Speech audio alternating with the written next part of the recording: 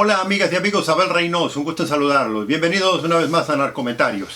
Estamos empezando a desmenuzar un poco el tema del narcotráfico y si tuvieron la oportunidad de ver nuestros videos previos, ya estamos en el momento, en la historia en lo que los seres humanos descubren que algo que obviamente ya se sabía desde el comienzo de la humanidad, ciertas drogas tenían cualidades curativas y que se servía mucho de esto para aliviar muchos de los dolores que los seres humanos incurrían e incurrimos hoy en día en nuestro quehacer diario, ya sea por accidentes, por operaciones, por razones médicas, por una serie de situaciones que causan dolores. Y ya a mediados de 1800, cuando ya los laboratorios empiezan a fabricar, a elaborar, porque ya habían descubierto las moléculas que en realidad son las que reaccionan con el cerebro humano y causan los alivios, la empiezan a comercializar las medicinas, que es lo que conocemos hoy como medicina, y la empiezan a hacer en forma de líquidos y luego también en forma de píldoras. Ya se empieza a desarrollar las famosas píldoras. Era la sustancia, la resecaban, la hacían en polvo, la unían con otra sustancia y ya la ponían en una forma de píldora y se la podía ingerir a través de la boca, obviamente con un consumo de algún líquido de agua. Pero eso fue el gran cambio que hasta ese momento no se había en realidad descubierto como negocio, ¿no? Y como le decía anteriormente, todas las drogas siempre existieron en alguna forma u otra, pero no cobraron importancia hasta que se les descubrió el objetivo principal. Y una vez el principio era para puras curaciones, o para tratar dolores y enfermedades. Pero ya después empezaron a utilizarse con la cantidad del consumo que fue creciendo, particularmente en países emergentes, países ya con mucha industria, ya empieza la revolución industrial, fines de 1800, principios de 1900, y a medida que van pasando los años, el consumo, por la automedicación particularmente, y un poco por la medicación de parte de los médicos, recetando estas cantidades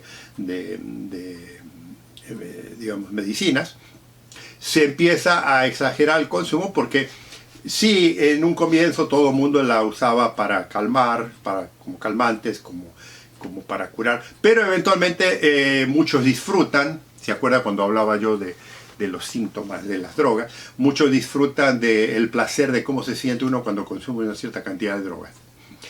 Ya de ahí cambia, porque no solo ya la utilizamos los seres humanos para curaciones y calmar dolores, sino para relajarse, para disfrutar un poco de relajarse después del día tan tenso, ya sea porque trabaja mucho, porque tiene mucha tensión, o en el caso hablábamos de los soldados del tiempo de la guerra, para mantener un poco la ecuanimidad durante los combates, o la agresión si era necesario.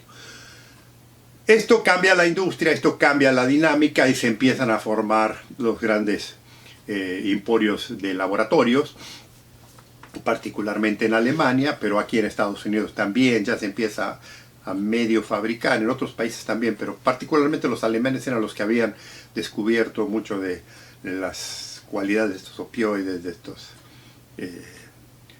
drogas en general, y de ahí sale la gran industria. Ahora, lo que comentaba es que una vez que se da cuenta los grandes imperios, los grandes negociantes, de que las cualidades de ciertas plantas son negociables, las empiezan a utilizar no solo como una herramienta o instrumento de negocio diplomático, también de negocio militar y agresivo, o sea, para tomar posiciones. Y entonces, para mejor entender esto, yo empecé con una serie de videos hace muchísimo tiempo atrás. Estoy como en 550, 560 videos, pero al principio cuando empecé con estos videos, una de las cosas que hice, y la hice con esta intención, porque ahora ya estamos hablando de la delincuencia y el narcotráfico, una de las cosas que yo hablé es qué causa y cuáles son las razones por las que las personas se dedican a la delincuencia, por qué el ser humano tiene tendencia a la delincuencia. Y hice un análisis de distintas razones, distintos ángulos de por qué ciertos, no todo mundo, ¿no? Ciertos seres humanos tienen la intención, la habilidad de convertirse en delincuentes. Pero una cosa también que hablé fue la parte de la sociología, la parte de la psicología humana, y hablamos, por supuesto, de que al principio el ser humano tenía que aprender a sobrevivir. Una vez que se juntó en sociedad y que tuvo que enfrentar los peligros de la época, los animales y todo, ya empezaba a formar, digamos, sociedades, pueblos, ciudades, eventualmente países, y eventualmente se fueron formando cúpulas de gente a través ya sea de sacerdotes o de jefes, líderes militares, se empezaron a formar imperios, que después con la monarquía y los distintos sistemas políticos se fueron formando. Ahora, desde su comienzo, incluso le digo, volvemos y estoy hablando de esto porque es muy importante cuando ya hablemos del tema de las drogas. Todavía no estamos en el narcotráfico, estamos hablando del tema de la droga como negocio no ilícito, porque hasta ahora estamos cerca de 1800, 1900, 1920, 1930, cuando todavía muchas de las drogas no eran controladas, pero el negocio ya existía, ya se estaba ampliando, y entonces tiene mucha relación con la mentalidad, con el ser humano, que esto es sumamente importante para entender. Cuando ya hablemos hoy en día del tema de los narcotraficantes, del narcotráfico, de la influencia en un país, de la influencia política, de la influencia comercial, de la influencia financiera. Entonces tenemos que retroceder un poquito. Y una de las cosas que sí sabemos es que los seres humanos siempre hemos sido muy territoriales. Una vez que descubrimos el valor de algo, una vez que encontramos situaciones que digamos, que nos favorecían, las tomábamos y las defendíamos y las utilizábamos para continuar expandiendo nuestro poder, porque, cierto modo, nosotros nos gusta mucho el poderío de expansión, de territorios, de cosas. Y a medida que estos pueblos, como ya le dije, empezaron de pequeñas tribus, primero eran tribus nómadas, pero eventualmente ya con el descubrimiento de la agricultura y la ganadería ya se empezaron a establecer distintos lugares. Siempre esta gente protegió sus propiedades, ¿no? Y empezaron a marcar la tierra, empezaron a cuidar sus animales, a cuidar sus cosechas y demás. ¿Por qué? Porque había otros pueblos, se recuerda, había otros pueblos que no tenían, ya sea por la razón del clima, ya sea por la falta de conocimiento, ya sea por la falta de la región donde vivían, la tierra donde vivían no era muy árida y no tenía. Empezaron a invadir y ahí se crean los famosos ejércitos que invadían todos los países del mundo, ¿no? En Europa, en Asia, para favorecerse de la gente que ya tenía, digamos, sus cosechas, tenía sus propiedades, y eventualmente, a medida que va creciendo la civilización, los individuos los monarcas particularmente, los feudales, crean sus famosas zonas feudales con sus paredones y demás, y para defenderse de esto. ¿Qué ocurre? Siempre hubo la intención en el ser humano, y esto es natural, y eso lo tiene usted también, amigo y amigas, lo tenemos todos. O sea, cuando nosotros tenemos algo, sobre todo si lo compramos, lo ganamos con nuestro sueldo, y lo compramos y lo cuidamos. Y lo cuidamos y lo protegemos. Y usted protege su casa, usted protege a su familia, usted protege su vecindario, usted protege su ciudad, y después el sistema que usted vive en un gobierno supuestamente lo protege a usted y protege sus intereses. Si vive en un país con políticos inteligentes, eso es la idea. Y para proteger todas esas propiedades, los sistemas políticos crearon los sistemas militares, porque los industriales, los agrícolas, toda esta gente no era guerrera, entonces necesitaba. Entonces se crean estos ejércitos, se crean estos grupos especializados, que eventualmente es lo que hereda lo que se hereda con los servicios policiales. O sea, es toda una historia, todo un sistema para cuidar ¿qué? Para cuidar el interés personal suyo, para cuidar el interés del país. O sea, el sistema feudal, el sistema monárquico y eventualmente el sistema político crea ese sistema de organización con burocracia y demás, con leyes y con sistemas bélicos como los militares y demás, y esto viene desde el comienzo de la humanidad. Empiezan a cuidar sus intereses. Y después, como yo les comentaba, eventualmente de ahí sucede que eventualmente se descubre la diplomacia y empiezan a negociar.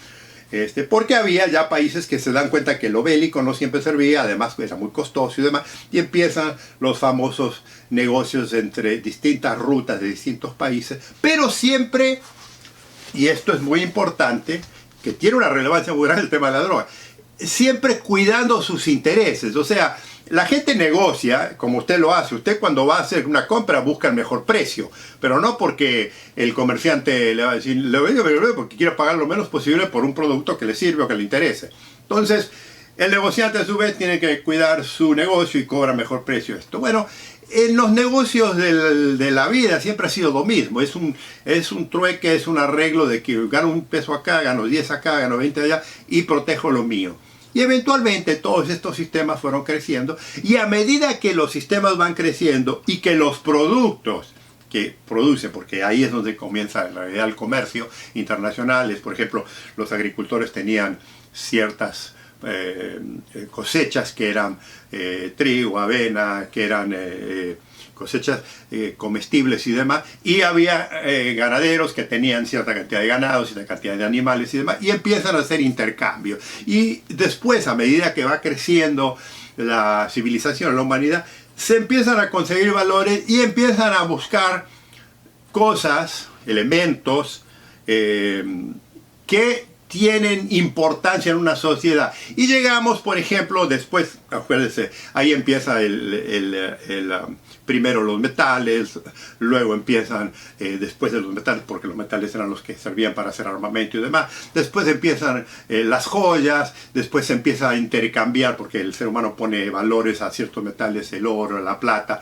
y después empiezan las joyas preciosas, los diamantes, los rubíes, las esmeraldas, los jades. Todo eso empieza a tener un valor entendido, pero después esos valores, además, el ser humano, a medida que va civilizándose, empieza a desarrollar otros intereses, como son las comidas, como son las bebidas, como son el entretenimiento, y de ahí salen los intereses de las especias, por ejemplo, salen el interés de la ropa, más porque hasta ese momento la ropa era muy originalmente, acuérdense, eran pieles de animales. El ser humano llegamos sin nada y eventualmente nos quedábamos originalmente con pieles, pero eventualmente se encuentra cierta cantidad de fibras, se desarrollan ciertas telas, pero no se conocen las telas más finas que eventualmente en otras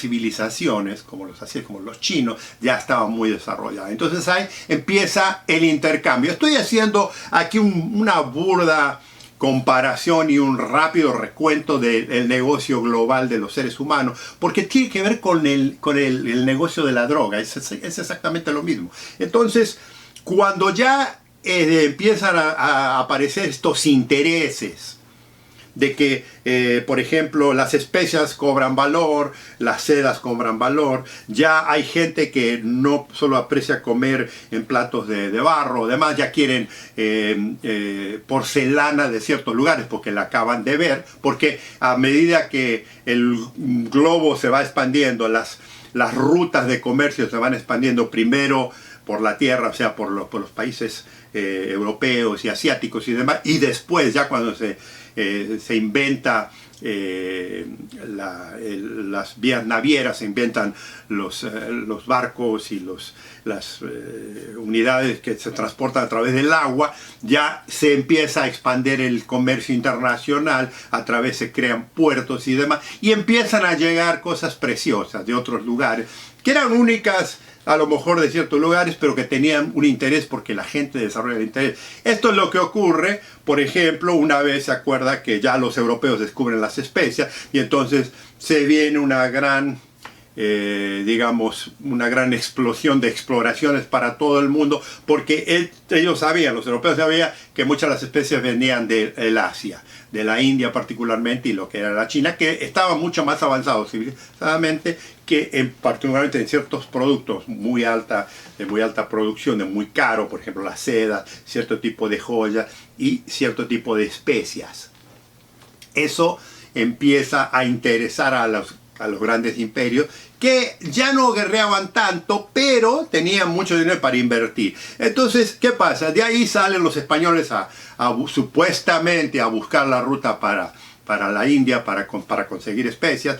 Los ingleses ya también lo están haciendo, los holandeses lo vuelven, los portugueses, y ya se expande. Y de ahí, de esa época que ya venía, porque el comercio no era de la época de 1100, 1200. Los romanos fueron los primeros que tuvieron intercambios con los chinos. O sea, los romanos fueron en el año 1800, 900, año 1000, ya tenían un comercio, tenían la famosa ruta de la seda, que se llama, que era entre el Imperio Romano y la China. Y ya se había intercambio de ropas, de seda, había intercambio de vajillas de porcelana, y había intercambio de ciertas especies y demás. Todo esto va influenciando. Pero acuérdense una cosa, una vez que un país tenía un producto, lo protegía. O sea, esto de que la droga la tiene un país y la manipula. Amigo, si usted conoce la historia del negocio, cada país que tiene un producto lo protege. Porque esa es su entrada. Como los países, por ejemplo, que tienen el petróleo hoy en día, y hay países muy específicos en el mundo que lo tienen, cuidan su petróleo y tienen reglas, y hoy por supuesto, hoy está mucho más organizado todo esto. Pero estamos hablando del principio del comercio. Siempre el ser humano ha cuidado sus productos una vez que se dio cuenta que tenían valor. Entonces, cuando ustedes le cuentan, o cuando ustedes leen o escuchan a través de videos que ciertos países tenían ciertas plantas, ciertas, digamos, productos naturales que ocurrían, era normal que un país que tuviera el poder lo protegiera y negociara con él. Esto es natural. Y esto ocurrió con el tabaco. ¿El tabaco sale de dónde? El tabaco sale de las Américas. Y acuérdense que de aquí los españoles, los ingleses, lo transportan a Europa, y en Europa se expande el uso, que eventualmente a través de esta ruta llega a China, y China es el gran consumidor. En esa época siempre China fue un lugar muy interesante para la industria, porque la población china era enorme, el territorio chino era enorme y la población china era enorme. Entonces siempre había un interés en China de negociar, pero todavía no se conocía, estamos muy al principio, todavía no se conocía la capacidad de los chinos de comprar. Había comercio. Pero ¿qué pasa con China? China protege sus intereses, como la que estoy diciendo. Ellos tenían porcelana, ellos tenían seda, tenían oro, tenían plata, tenían algunas cosas, pero ellos cuidaban sus intereses. Y entonces bloqueaban mucho del comercio internacional y de la cultura, porque ellos querían preservar sus culturas, los chinos. Bueno, el resto del mundo sigue comerciando y esto. Y entonces se hacen los grandes imperios y los grandes emporios. Y países, por ejemplo, como los holandeses, países como España, países como Portugal, crean estas flotas de industrias que eran semimilitares y semicomerciales y semidiplomáticas. O sea, tenían un poco de todo. Pero ¿cuál era el interés? El interés era conseguir estos mejores productos al mejor precio para que la élite de su país, porque esto era para la élite, no era para todo el país. O sea, todas las grandes imperios, la gente del pueblo, si usted lo estudia, por ejemplo, los ingleses, estudia los españoles, estudia los portugueses, la gente del pueblo tenía algo, pero era la élite, era la monarquía la que se quedaba con todo. Que hoy esto nos sirve para entender que cuando usted habla de la banca internacional, habla de Wall Street, habla de la Bolsa de Londres, amigos, siempre existieron. Siempre hubo una élite elegida, le guste o no le guste, que existió y que manejó los hilos. El pueblo nunca manejó nada. El pueblo siempre tuvo que pagar impuestos, tuvo que trabajar, todo eso, pero había siempre élites. Desde el comienzo de la humanidad, así como le dije que había sacerdotes que llegaron a ser líderes, así como había monarquía, así como había líderes militares, siempre hubo un grupo selecto en todo el mundo, en todas las historias del mundo, hubo alguien que tenía que llevar el país adelante y explotaba al pueblo y se beneficiaba. Bueno, todas estas cosas de lujo que le estoy hablando, que era lo que manejaba el comercio internacional de la época, ya estamos hablando, hemos vuelto ya a los 1600, 1700, 1800, que además con todos estos productos y toda esta influencia y todo este intercambio de ideología, es cuando un poco avanza en la Edad Media, particularmente en Europa, los laboratorios, la ciencia de la medicina, la ciencia de la astronomía, el compás, las cosas marítimas, los mapas, todo esto va influenciando y va creciendo la humanidad. Pero siempre va creciendo, pero se van beneficiando ellos. O sea, sí comparten sus ideas, sí comparten todas, pero era decisión. Y si usted estudia cualquiera de las grandes potencias en sus comienzos, esto es lo que hicieron, todos. Entonces, esto a través de la historia se va demostrando de que cuando un país tenía un poder, cuando un país tenía un producto, lo protegía y lo manejaba y lo vendía y lo transaba y lo negociaba. Y volvemos a la mentalidad del ser humano y la psicología humana. No eran gente decente, no eran gente que... O sea, todo el mundo quiere hablar de la moralidad y de la ética y de la decencia. Amigos, esta gente era gente comercial, era gente aventurera que tenía que negociar y que usted puede ser muy decente y muy comercial, pero usted va a un banco y el banco le dice, este es el interés, esta es la tasa y este es lo que va a pagar y lo que debe. Y si no me lo paga, se lo quito. Esto no es hoy en día, ha sido siempre en la historia. Lo mismo ocurre con cualquiera. Usted vaya a cualquier supermercado y si usted no lleva el dinero, no le dan el producto. Entonces, la idea del negocio, del cambio, del intercambio, de hacer cosas, siempre ha existido. Entonces, cuando hoy lo analizamos en la droga, nos parece algo tremendamente distinto, diferente, porque es ilegal. Pero es lo mismo, es la misma mentalidad del ser humano. Entonces, cuando las grandes potencias, ya estamos volviendo una vez a los 1800, descubren estos productos que tienen un interés comercial en otros lugares, en el caso que estamos hablando era como medicina, como lo fue el tabaco, como lo fueron las especies, como eventualmente lo sería el petróleo, lo sería el oro, los diamantes, o sea, distintos continentes, distintos países tenían y tienen productos que son muy exclusivos.